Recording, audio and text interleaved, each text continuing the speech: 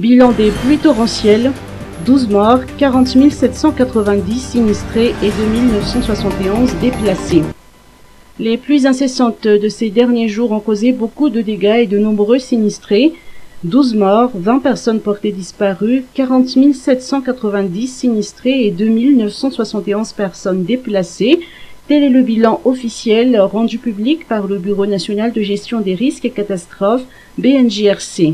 Les régions Sofia et Al-Ojamangour enregistrent le plus grand nombre de sinistrés. Les personnes disparues ou décédées sont concentrées dans les régions Bouent et Betzbouk. Pour la région Sofia, 18 900 personnes sont sinistrées et 400 ont dû quitter leurs habitations.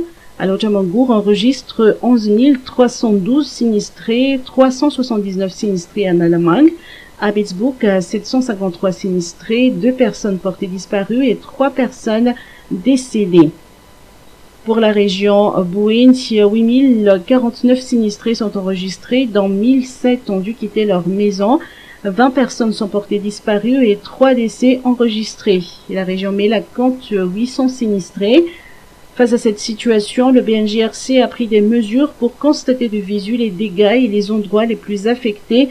Une descente à Madingue est également prévue pour réunir toutes les autorités locales avant de prendre les mesures appropriées. Météo. Sortie en mer de la dépression. La dépression qui est entrée en terre malagasse au niveau du district de Bessalimp hier soir est sortie en mer à Thomas cet après-midi, selon le service météorologique. Actuellement, elle menace l'île Maurice et ne représente plus aucun danger pour Madagascar. Les fortes pluies s'affaiblissent progressivement et ne concerneront que quelques districts de la partie nord. Les usagers de la mer de l'ensemble des côtes sont priés de rester en sécurité et de ne pas s'aventurer en mer jusqu'à écartement définitif des dangers. Notons que cette dépression n'a pas rempli les conditions nécessaires pour devenir un cyclone.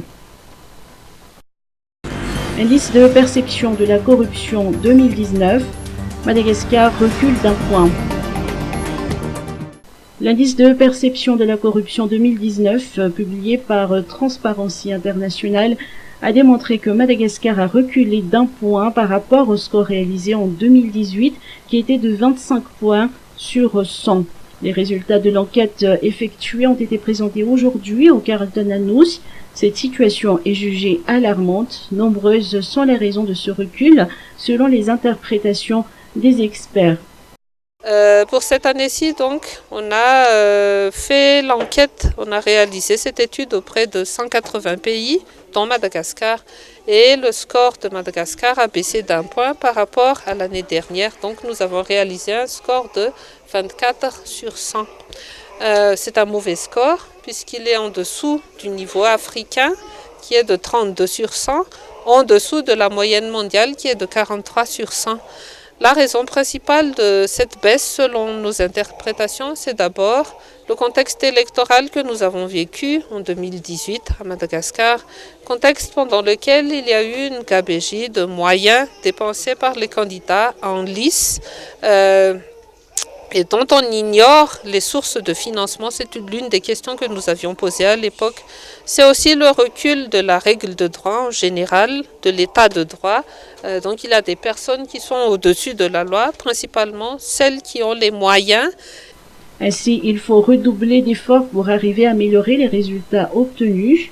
Donc nous avons lancé un appel, nous lançons un appel aux dirigeants du pays pour qu'ils appliquent maintenant, qu'ils joignent les actes à la parole parce qu'ils se sont engagés à lutter efficacement contre la corruption. Donc maintenant, il faut le faire, il faut se lancer dans les actions parce que leur vision, certes admirable, de réaliser un score de 50 sur 100 à l'IPC en 2025, elle ne va pas se réaliser d'elle-même si on ne redouble pas d'efforts parce que le score est de 24 aujourd'hui. Donc il faut doubler et un peu plus pour arriver à 50.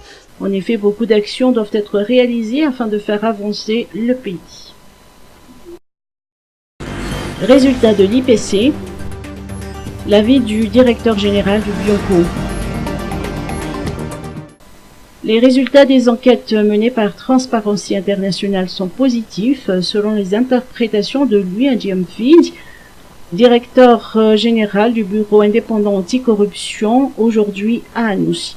Malgré les points obtenus par Madagascar qui ne sont pas satisfaisants, ces résultats révèlent que chaque membre des entités, chaque responsable des divers secteurs ainsi que chaque citoyen doit fournir beaucoup d'efforts dans la lutte contre la corruption. Il s'agit ici de conscientiser tout un chacun pour renforcer cette lutte selon ces précisions.